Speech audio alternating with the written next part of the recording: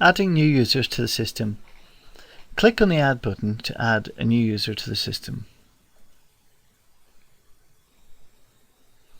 The trial has a set of predefined roles to help you to quickly set up new users on the system. The list of available roles will vary depending on your implementation. You will need to enter in the name of the new user along with their email address, and you will also need to assign them a password, and you will need to confirm the password.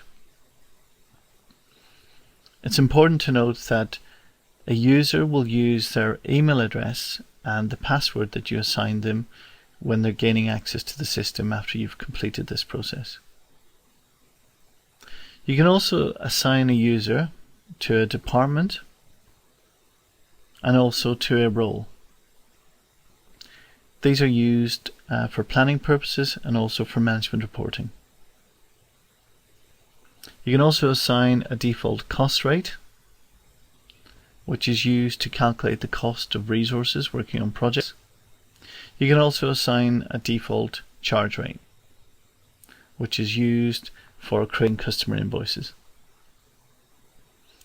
As with all the data entry screens, the red asterisk is used to highlight mandatory fields that must get populated in order to complete this screen.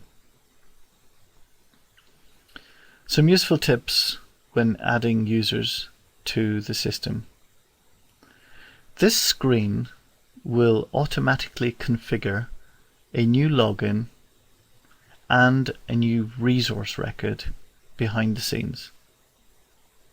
To explain why we have a separate login record and resource record, all transactions in the system, like timesheets and expenses, are logged against the resource record. On the other hand, the login record is used to control access to the system.